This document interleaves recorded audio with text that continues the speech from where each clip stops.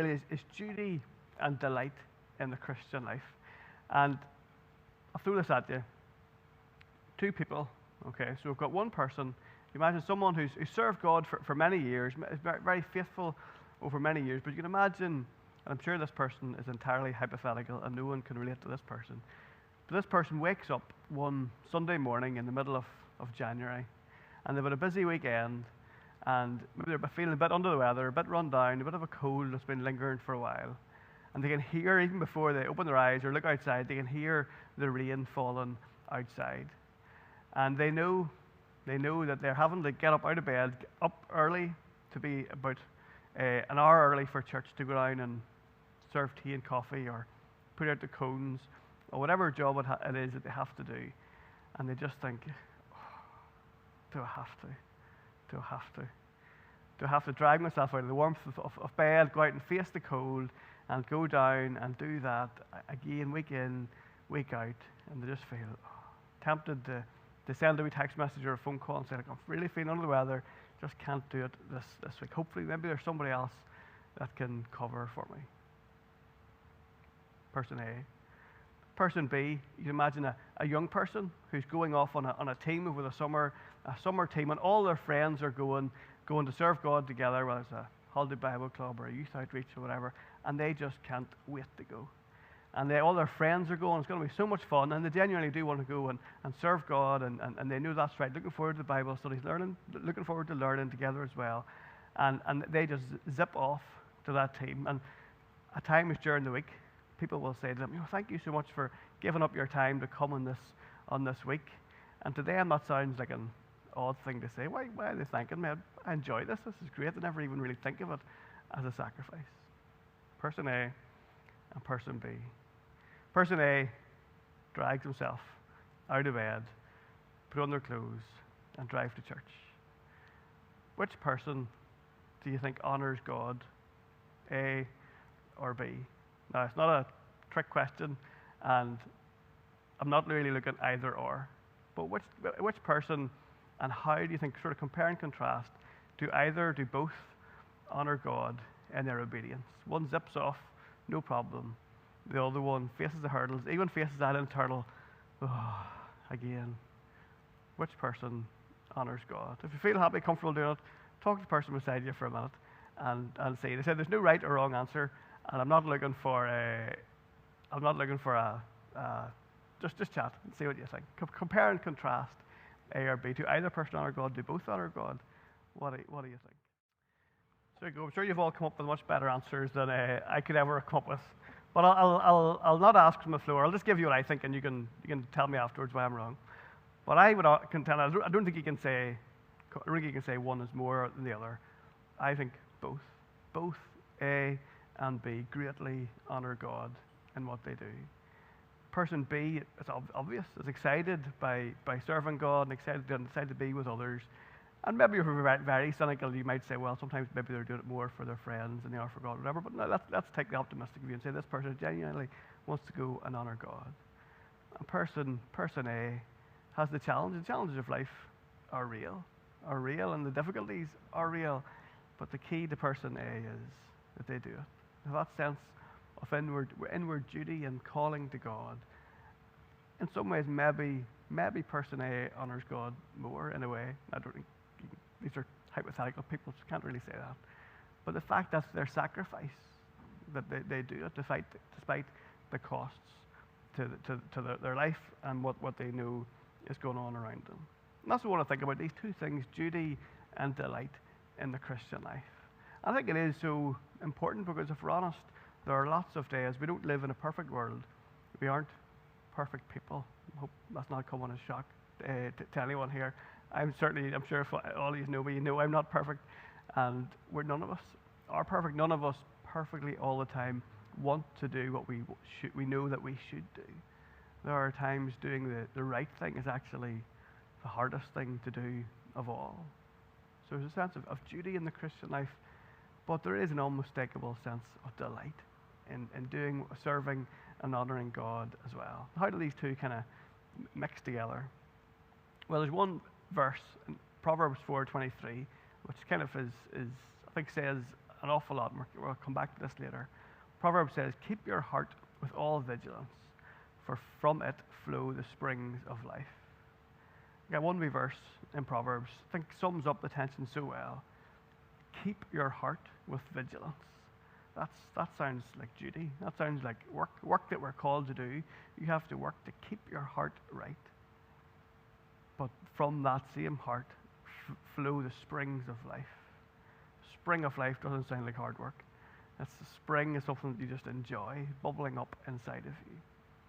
And so as Christians, people who love God, we're called to both, to this keeping of ourselves, keeping of serving God, watching to make sure that we are doing what God has called us to do, and making sure that we are obedient to God.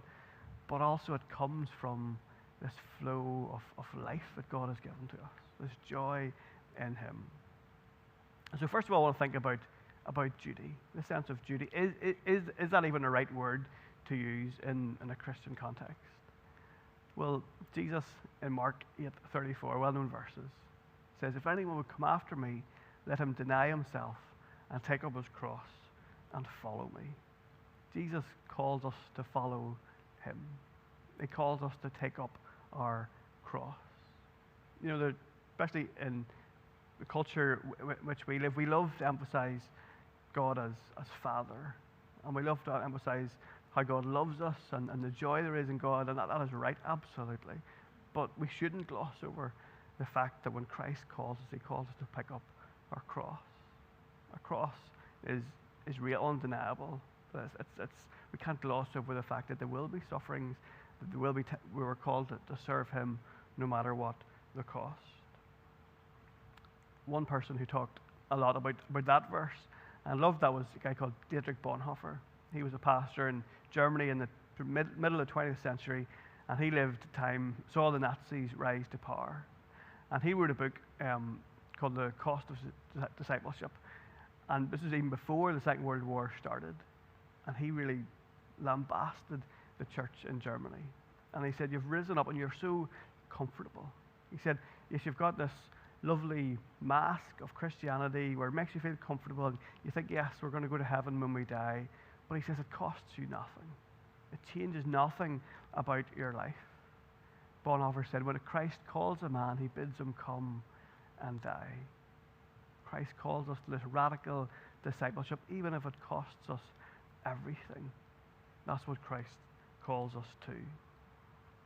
And Bonhoeffer really spent his life then preaching against this idea of cheap grace. This idea we're going to have grace that yes, I've got my ticket to heaven, and yes, I'll go to be with Him when I die, but if grace doesn't actually transform us, doesn't change us, then is it really grace at all? And of course, Bonhoeffer ultimately did give his life and was executed by the Nazis. And where does this idea kind of duty come from? And it's grounded really in three headings there. The reason why I think we can talk about Christian having duty, we're called to serve God, a sense of duty, is because Jesus is Lord. He is Father. He is good. He is our joy. He is our treasure.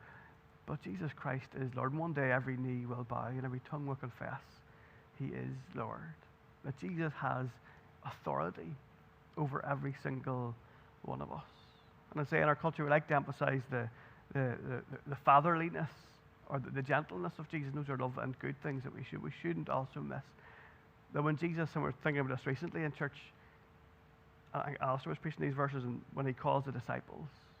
Think of the disciples mending their nets, and He says to them just two words, follow me. And the disciples drop their nets, leave everything, and follow Him. To huge and tremendous cost, I'm sure, to their lives. Many of them, almost all the disciples, will, apart from John, will be executed, will give their very lives for that one moment when Jesus says, come and follow me. And Bonhoeffer, he talks about that verse, he talks about how there are different commentators who've tried to say, well, maybe they had heard about Jesus, or maybe they knew more about Him, maybe they've been thinking about this for a long time, and why was it so radical? And Bonhoeffer says, the Gospels don't give us really that option. Purely by Jesus' authority, because He is Lord. When He bids a man or woman to come, they come.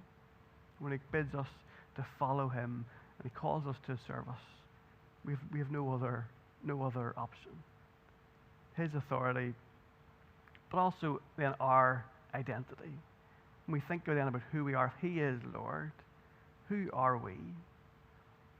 We are created beings, created by God our Father. He has supreme authority over us. And when you think about it as Christians, he has, if you like, double authority over us. Because not only did he create us, but also he has redeemed us by the blood of his Son. That Paul says, you are not your own. You were bought with a price. So when Jesus calls us and commands us to be obedient, even in the times whenever we don't really want to be, when we don't feel like praying, we don't feel like going out and serving, we feel like taking a back seat, or we feel like opting out, we feel like we know we should say something to someone, maybe a hard word or a difficult word, but actually would rather just do the comfortable thing and avoid it. Whenever we're called to uproot sin of our lives, to stop the sinful practices in our lives, we are called to it because he is the one who made us. He is supreme authority. We're thinking about in Romans 9, he is the potter and we are the clay. But even more than that, Christ bought us with the price of his own blood, that he has authority over us because of who we are. We supremely, ultimately belong to him. And then thirdly and finally, in this part, what is our task then? If he is Lord and he calls us, what is the duty of every Christian? And if anyone's from a Presbyterian background, you'll know what's the Westminster Confession, the first one, man's chief end is to glorify God and enjoy him forever, yeah? But what actually does that look like? What is your Christian duty in life? Of course, there's loads of things we can be called in loads of different ways. There's a verse in 1 Thessalonians which sums it up well. And it starts off this, for this is the will of God. I wonder if you were writing, maybe some of you know, if you don't know what this verse is, if you were writing that verse, what would you put in there? What's the will of God for your life in total? If you could sum it up in a word or in a sentence, what is God's will for your life? And we might be tempted to say it's evangelism, maybe it's prayer, maybe it's service, lots of things. But this is how Paul, now he's writing maybe to a particular context in Thessalonians, but this is what he says. This is the will of God for you, your sanctification. Your sanctification. Sanctification is a sort of technical word, but really means is your personal holiness. For you to be made more like Jesus. God's will for each one. And there's God's will for me at the minute in my life will be to be a good father, to be a good pastor in this church. That's not God's will for all of you in your life. Your will be to be a good mother or a grandmother or a friend. Lots of ways in your jobs, lots of ways. God's will, different wills for all of us. But the one thing we can say for each and every one of us, God's will for us is that we would, from in our hearts, be made more like Jesus. That's our responsibility for each one of us. No matter where he calls it to us, no matter what it is he calls us to do, we are to be being made more like Jesus in our hearts and in our lives. That is God's will for us, to be renewed from the inside out. That's the duty that he's called you to do. And so often we can put other things at the top of the pole, but I think whenever we take our eye off that, am I growing in holiness? Am I growing in patience? Am I growing in love? I think that's the sports hall things being thrown about. That's the Christian duty. And if we're doing that, then we will pray because we're growing in a relationship with God. If we're doing that, we will want to tell other people about Jesus. If we're growing in love and in relationship to him, everything else will follow. So, for each one of us, if you're a follower of Jesus, and even if you're not, your duty is to glorify God. Your duty is to believe in Jesus, to trust in him more, to grow in relationship to him. God calls us to that. We're going to watch a wee video. It speaks about the Christian duty that God calls us to.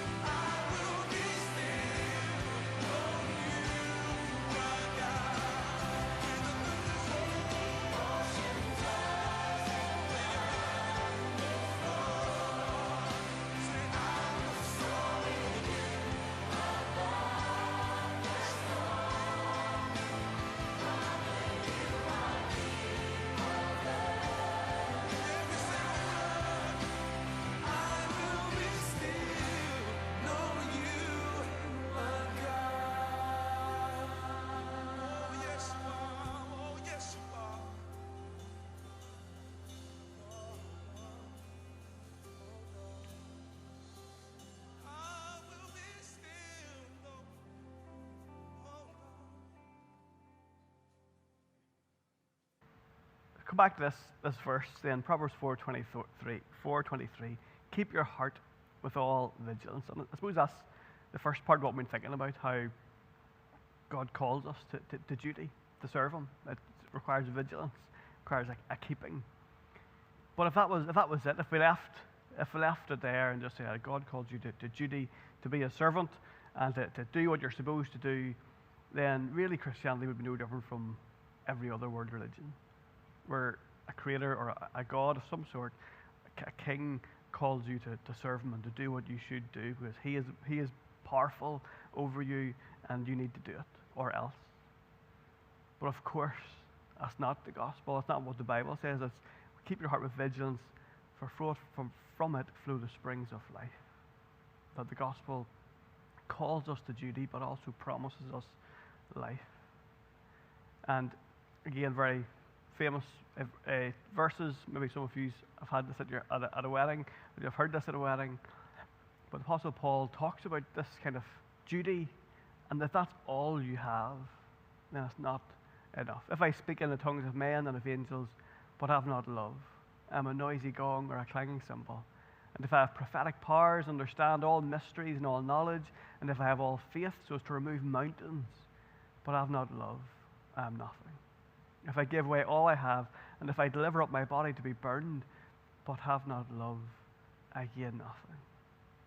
Paul saying you can do be the greatest, most dutiful person, and do the greatest deeds, live your life all duty, so much that even if you give up your body to be burned, but if you have not love, it's nothing.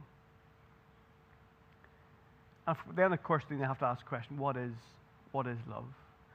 And love is more than a feeling. When Paul said, it's not just saying that you just need to have some sort of warm, fuzzy feeling in your heart, and if you've got that, then everything's great. And the person A we talked about in bed, there probably wasn't many warm, fuzzy feelings between them getting up and getting out of bed and going to serve in church that day. So love was about more than just a feeling. And like the sort of whole concept of love, I heard this recently on a story and talking about this, that the whole concept of love really has been turned upside down in the 60s. And he's basically said the Beatles are almost single-handedly responsible for changing the whole concept of love, because love now is just some sort of vague, abstract sense of how you feel, whereas since before that, in the Christian sense of love is about all of who we are. It's a life commitment. It's a sacrifice. It's being committed to someone else, but it does involve all of who we are. So it is our actions. Love the Lord your God with all your heart, soul, mind, and strength. It does include the heart. It does include our emotions, our affections, our deep down, how we feel. Another, even go back even further into history of the church. This guy called Jonathan Edwards, not the triple jumper, some of you might know, but the theologian, preacher, and he wrote a whole book really in this verse here. 1 Peter 1:18. Though you've not seen him, you love him. Though you do not now see him, you believe in him and rejoice with joy that is inexpressible and filled with glory. Now, Edwards writes these massive tomes with very small print, and to all intents and purposes is probably a pretty boring guy to most of us. Apparently, he used to preach his sermons by holding a candle over his manuscript and just read it out word for word with no expression. Well, that's quite true or not, I don't know, but apparently it wasn't the most exciting. It wouldn't have been the life and soul of a party. But he saw this incredible revival in New England and America. And there was these mad things happening. People openly weeping and falling out of the pews. The whole towns were coming to faith. All these really strange and extravagant things happened. And this Jonathan Edwards, this kind of quite unemotional guy, was just watching all this happen, couldn't quite believe it. And then there was critics were saying, they're just excitable. It's just kind of a social thing that everybody's just getting carried away. And Edwards then had to come and think, well, what is this real? Are these people just getting carried away? Is it just sort of fluffy emotion? Or is this really a work of the Spirit? Is God really working in this? And so he wrote a number of books, but one book in particular on this verse. And he couldn't get past this verse. And he said, for true Christianity, for a true follower of Christ, there has to be more than just duty. It has to be more than just head knowledge. There is something deep in the heart that has to happen. He says, Peter says that if we know him, we love him, we are filled with an inexpressible joy, filled with glory. That a believer will have somewhere deep in there joy and glory in their heart. And he said this here. He says, where there is heat without light, there can be nothing divine or heavenly in that heart, or in that heat. So he's saying, if there's just emotion, somebody's getting really emotional at a service, or weeping, crying, there's sort of emotion, heat, but if there's no light in terms of they don't really understand what they're doing, they're just doing it because everybody else is doing it. He's saying, that doesn't look great. It doesn't seem like that's genuine. If it's just pure emotion with no knowledge or there's nothing behind it. But he said, on the other hand, where there's a kind of light, as a knowledge without heat, a head stored with notions and speculations, with a cold and unaffected heart, there can be nothing divine in that light. And he wrote probably at a time when cold and unaffected probably was the kind of the flavour of the month. That's probably most people went to church and just sat and listened. There was no real joy, or that's what he was experiencing was really radical. And he said, no, but actually there has to be joy. There has to be a movement from within, a stirring. He says that knowledge is no true spiritual knowledge of divine things. He's saying there has to be both. We have to come to understand and know the gospel, know who Jesus is, and follow him. And if we do that, then how can you not be stirred? How can you not be moved deep in your heart? Love involves all of who we are, our head, our hearts, all of us. Because ultimately we are made to know him. That we aren't made ultimately to be servants. We were created and called to be sons and daughters, to be in relationship with him. That is who we are. We were made for him. That Christ is our treasure, as well as our Lord and Master. And so the wee video, I thought is beautiful. It is lovely. Feel free to if you just type into YouTube Christian Duty, that'll probably come up if you want to watch it again. One thing I thought, and again, I can't say everything, but it does kind of imply this little guy all by himself, just clinging on to the cross, totally lonely and by himself and isolated. And if he can just hang on long enough until he dies or till Jesus comes, then Jesus will accept him. And is that what we are called to? And sometimes if we emphasize duty all the time, that is kind of what it can look like. Just do enough and hang on, and then Jesus will come. And in the wee video, Jesus only really shows up at the end, at the very end. Whereas Jesus calls us when he says, follow me, it's not that he goes ahead and leaves us behind and we are just left on our own until hopefully we'll get to heaven one day. But Christ says to the disciples, I will never leave you, I will never forsake you. That he's with us. So that wee man is clinging onto the cross. Maybe you could argue that the cross is a symbol of Jesus' presence with him, but that Jesus is there beside him all that time. That he can enjoy and know God throughout all the difficulties and struggles. Ultimately then, how do you sort of trying to bring these two things together, duty and delight? I would argue that delight in God has to be, if you like, our engine. Delight in God has to be the fire that burns, that motivates and propels everything else. Just like I don't know very much about trains, but steam train is the engine that's driving everything else. And it's delight in God and enjoying and knowing who God is what propels everything else. Now, it'd be an interesting discussion to be had about what actually does that look like. What does delight in God actually look like in experience? I think the thing is, that's a really, this TV's gone off, that's why it's gone black. For each of us, that probably looks different. So some of us are maybe very emotional, so delighting in God is a very, very real, visceral, emotional experience. Some people just naturally maybe aren't particularly emotional, don't wear their heart on their sleeves and find it hard to be. And so I don't think it's saying that you have to be weeping and crying every Sunday, every time you open up a Bible. But something will be going on in here. It will be more than just head knowledge.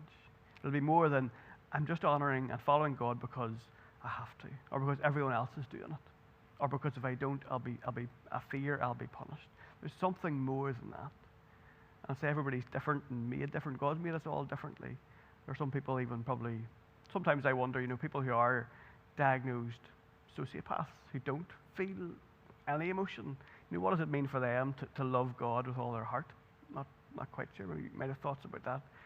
But that's one extreme. The other extreme, people who are really, really emotional. But whatever it is, it'll look different for each one of us. But it has to be more than just head knowledge. Something stirring within us. A delight for God. That has to be what propels us. And that then propels us towards duty. So we serve Him because we love Him. Because we're thankful that Christ died to save us. That propels us into duty. And then the duty, then the idea that it should propel us even into more delight because we enjoy serving Him. And we see that it's a good thing to do. So person A who has to drag themselves out of bed. I think so many of us have been there, will have experienced that. Like, oh, okay. But actually then when we go and when we do it, my experience, I very rarely, if ever, come away thinking, oh, I wish I'd just stayed in bed. My experience would be, I'm glad I did. Because I got to see my brothers and sisters. I got to see someone encouraged. And I got to see good things happen. Now, of course, the life is complicated. Sometimes difficult things happen and it doesn't always work well. But I think like the prayer meeting is a really good example. There are times I feel like, oh, okay, Wednesday night, go to the prayer meeting, push myself to really, so many other things need done, or it's cold, wet night. And then you go and you pray. And you come away, I'm glad I went. I'm glad I was there with God's people because it's so good to pray. It's good to be in His presence. So we need at times that sense of duty when we don't feel like it, when the heart has grown cold, if the weeds, if you like, have grown over a bit, we need that sense of duty to push us out, which then brings us back into delight. And then will encourage us on to serve, and that's just the circle. We're nearly finished, actually. But delight needs to produce duty, otherwise it will burn out. Delight needs to produce duty, otherwise it will burn out. What I mean by that is, if you feel these emotions for God or feel moved by Him, that has to then manifest itself out and actually serve us. Now, of course, there will be extreme examples why people maybe just aren't able to, even just in prayer. It's not enough just to feel. I feel really good about God. I feel love. If that never actually manifests itself out in tangible service to God or to others, then that delight eventually will burn out. Think of the parable of the sower and the seeds. And the seeds that grow in the weeds and the tares, and they spring up. And initially it looks great. Maybe they respond to a really good gospel presentation, or they feel emotional in a meeting and think, yes, I'm going to serve God. But if that, then the difficulties and the trials of life come in, and it very quickly gets choked and it dies. And so people who get maybe emotional in a meeting and say, yes, I'm going to serve God, and then they go out, it never changes their life. There's no tangible difference in how they live Monday to Friday. That delight, it needs to produce duty, otherwise eventually those feelings will just burn out. But likewise, duty needs to be driven by and led back to delight. Otherwise, you will burn out. If your Christian life is based purely upon, I serve God because I have to, and because I should, and because others expect me to do it, then maybe you will last a lifetime doing that, but you will gradually get more and more burnt out, and more probably resentful as you do, if there's no delight in that service. Think of the Pharisees, basically what Jesus was up against. People who had all this religious, external behavior, but inside their hearts were like empty tombs, like whitewashed tombs, bones inside. So it's both duty and delight. And then just to finish, then in terms of delight, sometimes the furnace needs stoked. Sometimes we'll find ourselves, maybe we are resting more and more on just because I have to, and because of duty, and the delight, if it's growing smaller. Maybe we need at times then we do need at times to be purposeful in cultivating and growing that delight in God. And I say we are all different. So for some people, maybe it means, go for a walk and put a Bible app or a sermon or Christian music on in your headphones, get away from everything else, and just be reminded of the promises of God. Maybe it means make sure you do your quiet times and spend that time praying for them. Maybe it means you need to be out at church more, hearing more, preaching more regularly, because whenever you miss that, it's easy to grow cold. Again, we're all different, but make sure that we're cultivating that heart of delight, that depending purely upon the duty, those reserves will get smaller and smaller. And then finally, duty. Sometimes I think the engine just needs a bit of a kick. That sometimes if we might have a bit of the delight, but if the duty's just not there, we're resting in our laurels, maybe getting a bit complacent or lazy. We need to just get back out there and serve Him, to do what He calls us to do. And there's so many distractions in this culture in which we live. And you remember reading a book about a guy who went out and he wanted to visit all the different places in the world where there's persecution. It's called The Insanity of God. And I remember, I think it was somewhere in Asia he went to, and he saw all these people who had really suffering and been persecuted for their faith. And he saw them weeping and the passion they had for God. And I think he made a comment to one of them, I said, I feel so sorry for you with all you're going through. And the person looked at him and says, you feel sorry for us? We feel sorry for you. You live in a land where your Christianity is so dull and so tepid and so mild. Don't feel sorry for us. We love Jesus so much, and we express it, we know it. We feel sorry for you. And it is so easy to get distracted, to get complacent, to get torn away by all the other things that go on in our lives. And sometimes we need just to hear those words again from Jesus. Take up your cross and follow me. So I threw that over to you, and to think about that relationship. How does that working out in your life? Which are you maybe relying more on? Is it pure duty with no delight? Do you need to go back and rediscover the heart of what it is, why it is you love Jesus, what He has done for you, to just meditate and think about the gospel again of Christ's sacrifice? Are you in a place where, you feel like you do love God, but actually it's not really being expressed in any way, shape or form in your life, week to week?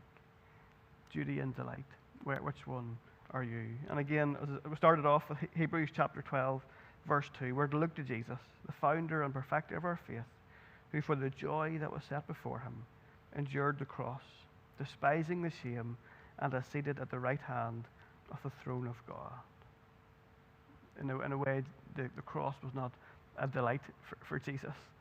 It goes without saying how horrible and how difficult, what a prospect that act of obedience was to Jesus. He endured it. At the same time, for the joy set before Him, because He knew He was obeying His Father, and He knew He was bringing in ransoming sinners from every tribe, tongue, and nation. The duty and delight of Jesus, and that's to be our example. And we do get it wrong. We mess up. We don't do our duty at times. We fail to delight in God when we should. Hebrews 12:2 assures us that Jesus did it for us and died in our place. And we come back to forgiveness and grace and mercy and pick ourselves up and then fix our eyes on Him again. So we'll sing as we finish. May the mind of Christ my Saviour live in me from day to day, by His love and power controlling all I do and say.